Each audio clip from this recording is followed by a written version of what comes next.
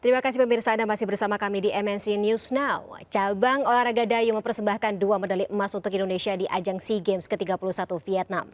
Emas diraih di 2 nomor berbeda dengan mengalahkan tim unggulan Filipina, Thailand, dan Vietnam. Sementara pencaksilat Indonesia juga menambah pundi emas di nomor artistik ganda putri usai menang tipis dari tim tuan rumah.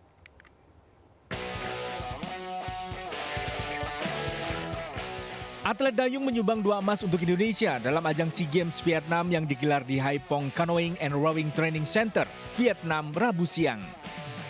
Emas pertama diraih pasangan Kakan Rusmana dan Ardi Isedi di nomor lightweight men's double sculls. Kakan dan Ardi yang start di lintasan 2, finish tercepat dengan catatan waktu 7 menit 1,385 detik. Sementara Filipina finish 4,2 detik berselang di tempat kedua untuk perak dan perunggu menjadi milik tim tuan rumah Vietnam. Tak berselang lama, duet Sulvianto dan Lamemo juga meraih emas kedua bagi Indonesia dari nomor double sculls dengan kembali mengalahkan Thailand yang meraih perak dan Kamboja yang mendapatkan perunggu.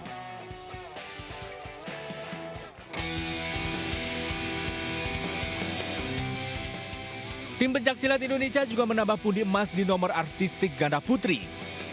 Prestasi diukir melalui pesilat Ririn Rinasi dan Rizka Hermawan di nomor artistik ganda putri.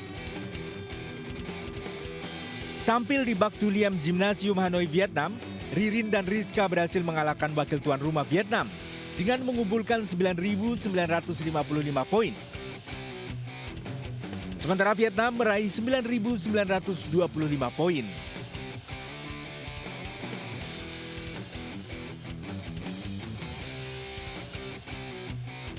Tim pencaksilat Indonesia juga berhasil menambah medali dengan meraih perak melalui nomor artistik regu putra.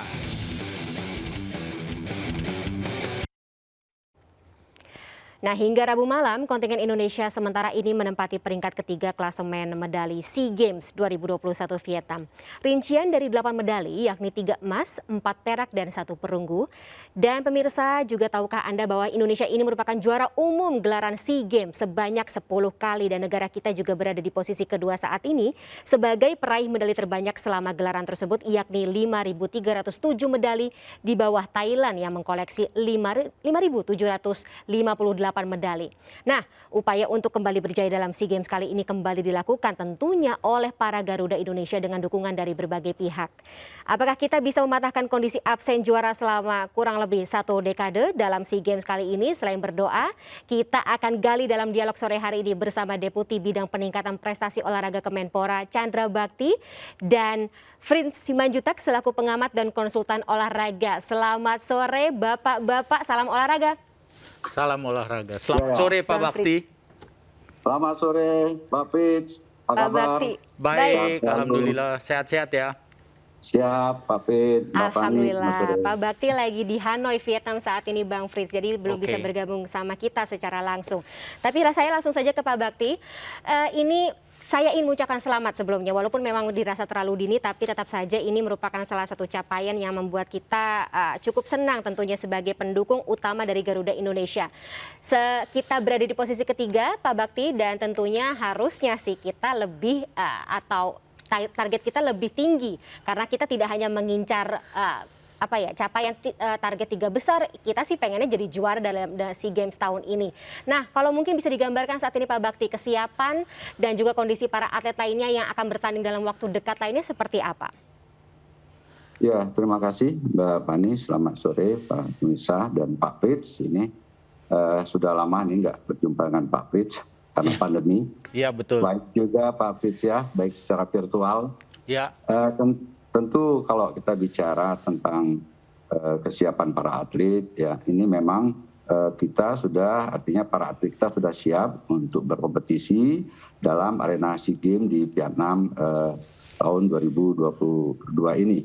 Dan semua itu atlet sudah kita tempatkan pada masing-masing klaster yang ada di Vietnam. Jadi pada prinsipnya kita sangat-sangat artinya siap atlet-atlet kita, karena memang sebagai atlet-atlet kita juga sudah mengikuti Platnas dan berbagai tryout yang sudah kita lakukan. Demikian Mbak Fani. Pak Bakti, dengan adanya capaian medali dari cabur dayung sebelumnya ya Pak dan juga pencaksilat, ini kira-kira mereka langsung terpacu semangat nggak Pak? Ya, saya kira apa yang sudah diraih oleh atlet dayung ya dengan meraih dari rowing 2 medali emas dan 1 dari pencak silat sebagaimana tadi sudah kita saksikan bersama di layar, bahwa otomatis ini akan menjadi motivasi sekaligus pemicu ya, trigger bagi atlet-atlet pada cabang-cabang olahraga lainnya. Nah, tentu kita berharap semua ya atlet-atlet kita ini sudah siap baik itu secara fisik maupun mental sudah siap untuk berkompetisi. Nah, hasil terbaik yang memang itu yang kita harapkan dan kita sudah berkoordinasi juga dengan pihak kedutaan bahwa kita akan melakukan support pada atlet dan juga akan memberikan dukungan untuk kehadiran sehingga kita membagi para supporter baik itu pengurus-pengurus cabang olahraga yang hadir di Vietnam di Hanoi ini. Saya kira begitu, Mbak. Baik Pak Bakti. Saya beralih ke Bang Frits. Bang Frits, apakah Abang sudah menduga bahwa cabur dayung dan juga pencaksilat inilah yang akan menyumbangkan medali emas pertama bagi kita? Oh, sebetulnya terima kasih Mbak Fani dan kemudian pemirsa di rumah. Sejujurnya mari kita lihat dulu pernyataan dari Presiden Jokowi, yaitu menempati Indonesia targetnya 3 besar. peringkat 3. Buat saya itu sangat menyedihkan, karena Presiden Jokowi sudah 8 tahun di sini, ya, dan kita masih berkutat dengan 3 besar. Sebelumnya kalau nggak salah dari tim review itu Indonesia hanya 4 besar, tapi Jokowi menyatakan harus 3 besar. Kenapa saya sangat prihatin? Ya itu karena sebetulnya yang menjadi persoalan kalau tim dayung dan pencaksilat itu memang penyumbang medali yang selalu terbanyak. Masuk dalam 14 DBWN itu ya, Bang Frits? Dan selalu terbanyak dalam kompetisi SEA Games internasional gitu ya. Jadi itu nggak heran. Tapi yang menjadi persoalan buat saya adalah dibatasinya cabang-cabang olahraga yang masuk di BON untuk mengirimkan atlet. Ya. DBON untuk 2021-2024 setahu saya itu adalah tahap pertama. Dan tahap pertama ini yang harus dilakukan tim review itu adalah bukan prestasi untuk SEA Games. Karena DBON 2024 itu bukan atlet DBON, itu udah atlet yang sebelum DBON. Oke. Ya. Jadi yang maju di SEA Games kali ini? Itu juga, nah itu harus adalah persiapan dari atlet-atlet yang dipersiapkan oleh DBON. Oke. Jadi saya melihatnya yang harus direview dulu oleh Kemenpora adalah kapasitas organisasi olahraga Indonesia untuk menjadi organisasi unggulan. Unggulan untuk Olimpiade, apakah mereka sudah siap? Kompetisinya sudah ada, yang di DBON ya, 14 cabang, apakah sudah ada bisa mencari dana sendiri, apakah pengiriman atlet ke luar negeri itu atau kompetisi itu sudah ada dan sebagainya. Apakah Platnas sudah ada minimal seperti bulu tangkis.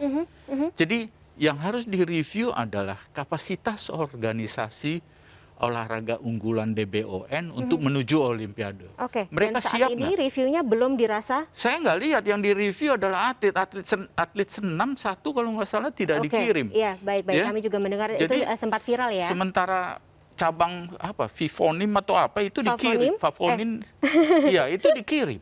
Jadi Fofani, maaf. Fovanin ya. Jadi prioritasnya itu nggak buat saya malah kehilangan.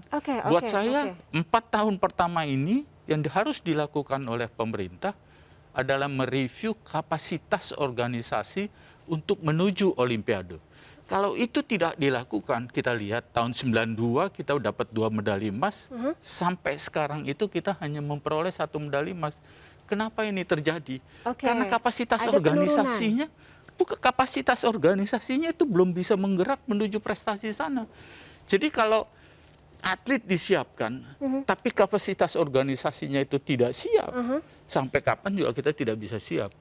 Dan ini juga bisa menjadi salah satu batu sandungan kita untuk bisa meraih lebih dari target. Sudah, kita cuma peringkat 3 menurut Pak Jokowi permintaannya sangat menyedihkan gitu. Oke. Udah 8 tahun dia jadi orang nomor 1 Indonesia. Apa yang sudah dilakukan? Kan berarti nggak ada seolah-olah. Kita hanya sampai nomor 3. Mestinya kita harus kembali kejayaan kalau di SEA Games itu kejayaan Indonesia. Milik kita begitu ya Bang Frits. Itu yang mesti. Kalau DBON menuju Olimpiade saya setuju. Ya, tapi mereview bahwa atlet target emas dan sebagainya untuk SEA Games, berikan kesempatan organisasi olahraga DBON yang masuk DBON untuk berpartisipasi sebanyak mungkin pada saat SEA Games Oke, ini. siapapun atlet dari cabang olahraga manapun yang akan diberangkatkan dalam SEA Games kali ini tidak akan bisa mengubah tadi skeptisisme dari Bang Frits kalau tadi komposisi atau kapasitas organisasinya sendiri tidak dibetulkan, begitu? Iya, mereka kan produk dari pengurus. Oke. Ya, Oke, mereka baik. kan produk dari pengurus. Kalau pengurusnya memang tidak mampu untuk mempersiapkan itu, gimana? Kompetisinya tidak ada, ya. Juga keterbatasan dana. Jadi menurut saya DBON yang pertama kali harus dibuat. Saya tidak melihat inventarisasi atlet DBON sekarang ini mana. Ya, jadi kalau Markus, Kevin Sanjaya, Gracia Apriliani itu bukan atlet DBON. Yang atlet DBON dari bulu tangkis mungkin tim Uber sekarang ini yang muda-muda. Oke. Ya, itu boleh dimasukkan menjadi atlet DBON untuk produk tahun 2028. Oke, disiapkan untuk 2028. Jadi kalau 2024 itu masih produk lama. Oke, harus ada Gitu. regenerasi atau harus ada pergantian yang bisa dikatakan masif seperti itu ya, Iya, Bang iya. Frits ya. Pak Bakti, barusan ada pendapat dari Bang Frits terkait dengan nih ada kita bukan bicara mengenai skeptisisme ya, tapi katakanlah ini bisa menjadi pertimbangan khusus dan semoga sih tidak tidak benar-benar menjadikan Indonesia tidak hanya mencapai target tapi juga menjadi juara seperti harapan warga negara Indonesia yang mendukung timnas yang berangkat ke SEA Games tahun ini. Tanggapan Bapak seperti apa? Ya, saya kira apa yang disampaikan oleh Pak Frits ini memang kita perlu satu kajian ya untuk melihat secara objektif. Betul ya, memang dalam tata kelola organisasi di cabur ini masih kita akui banyak pengurus organisasi di cabang olahraga sendiri yang belum pengelolaannya secara baik. Ini kita akui. Namun demikian, kalau kita melihat dari desain besar olahraga nasional, tadi juga Pak Frits sepakat bahwa DBON itu sasaran utamanya ada Olimpiade. Nah, SEA Games ini hanya sebagai sebuah sasaran antara saja ya untuk kita mempersiapkan pada multi event yang lebih tinggi, Asian Games yang pada tujuan utamanya adalah Olimpiade. Kayak pemanasan gitu Pak Bakti? Ya ini hanya sasaran antara, tetapi bahwa di SEA Games juga ini kita melihat ada beberapa cabang olahraga DBON. Nah, saya sepakat bahwa apa yang kita lakukan di DBON atlet-atlet sekarang ini memang belum merupakan atlet DBON sepenuhnya, tetapi ya sekarang kita sudah mulai mempersiapkan untuk atlet-atlet DBON tersebut. Jadi atlet junior juga sudah kita persiapkan. Hal lain bahwa kita juga ingin kita harus pahami juga SEA Games ini memang bukan sasaran utama kita. Ya sebagaimana ini ya, bukan sasaran utama kita adalah Olimpiade. Padahal Ya, salah satu yang dalam- bergengsi, Pak Bakti, salah satu yang bergengsi, salah satu yang mengharumkan nama Indonesia di mata internasional adalah SEA Games. Saya kira ini kan kita paradigma baru dengan sudah dikeluarkannya Undang-Undang Nomor 11 Tahun 2022 ya, di mana tentang Undang-Undang Keolahragaan, di mana sudah terbit juga lebih dulu itu Peraturan Presiden 86 Tahun 2001 tentang desain besar olahraga nasional. Oke. Sana sudah jelas kita lihat ada 14 cabang olahraga unggulan yang sudah ditetapkan di sini, dan ini juga saya sempat juga kita diskusi ya dengan Pak Frits terkait pembahasan untuk cabang olahraga unggulan ini. Nah, jadi di sana dari 14 cabang olahraga unggulan ini yang di SEA Games ini yang ikut adalah 13 cabang olahraga. Kecuali itu adalah panjat tebing, memang tidak ada di SEA Games. Nah, 13 cabang olahraga ini memang kita ikut sertakan semua. Namun demikian di dalam prosesnya kita sudah melakukan review, di mana keanggotaan dari tim review ini sendiri adalah ini para akademisi, para praktisi, dan juga ada representasi dari Komite Olimpiade Olahraga Nasional Indonesia, KONI Pusat, dan juga dari KOI.